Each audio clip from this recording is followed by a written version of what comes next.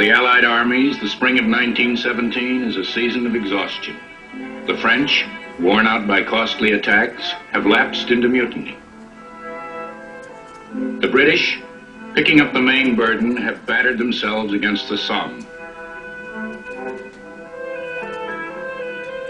On the East Front, Russia is disintegrating in defeat and revolution.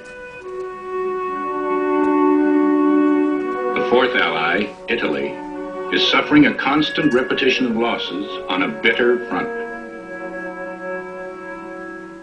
Of all the Allied nations, only one still has the vitality for war.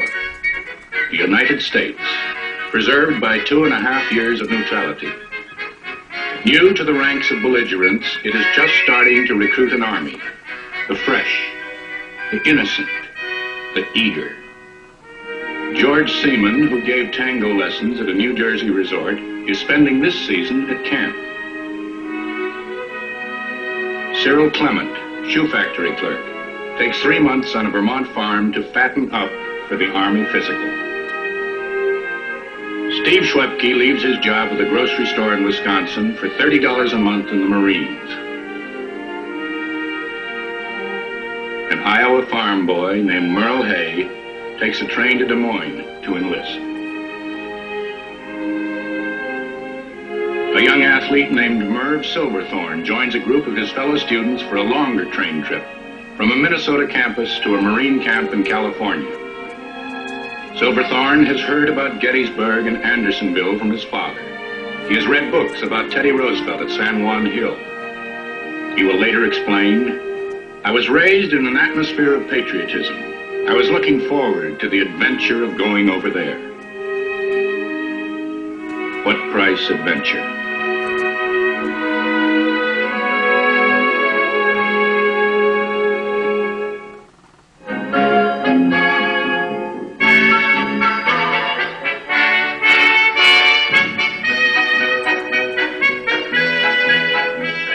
To fight a massive war, volunteers are not enough.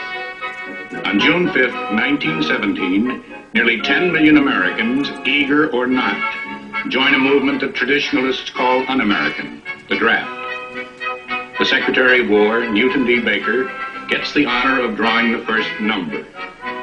Telegram for the Secretary from C.M. Bradshaw of Greenville, Mississippi. "Thanks for drawing number 258. That's me. It is also 4,500 other Americans aged 21 to 31. One man from every draft board."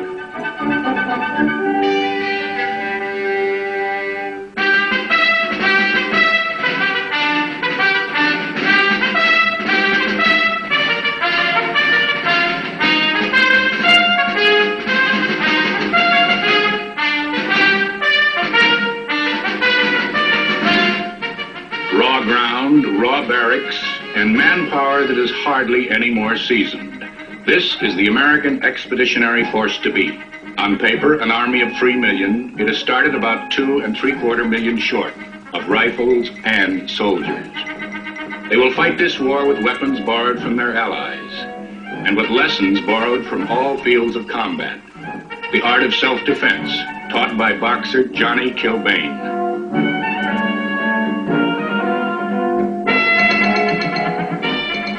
The deadlier science of attack, taught by a British sportsman.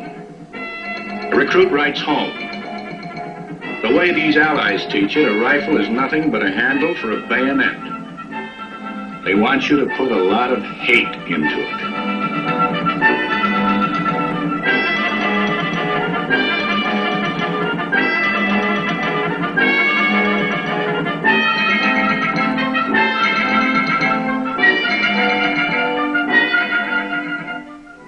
The makings of an army. At the Allies' urgent request, the first large contingents are assembled in June 1917 for hasty shipment overseas. The vanguard of the AEF. The Secretary of War is obliged to announce that soldiers will not be allowed to take their wives to the war with them. It is all that innocent. The enemy is Fritzy. His emperor is Kaiser Bill.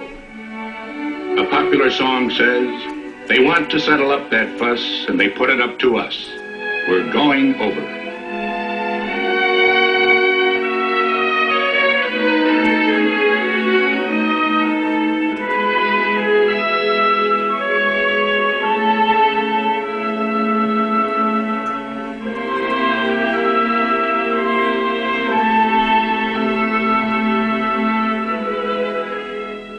bridge of ships, as the press christens it, is the link between America and the distant war.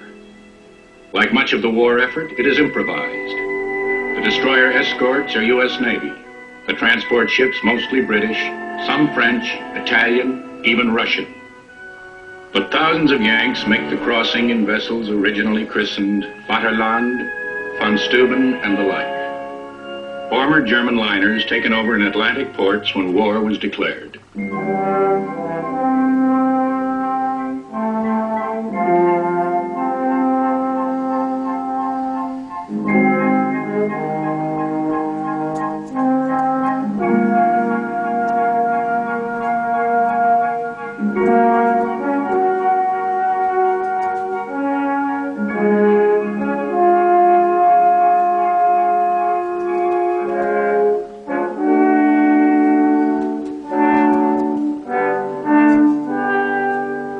The adventure begins in mid-crossing. Every ship a potential target. The Atlantic is seething with hidden menace. The U-boat danger now at its highest pitch. On almost every trip there are U-boat alarms, usually false, sometimes all too real.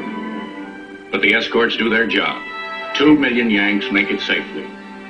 Only 71 men are lost by enemy action.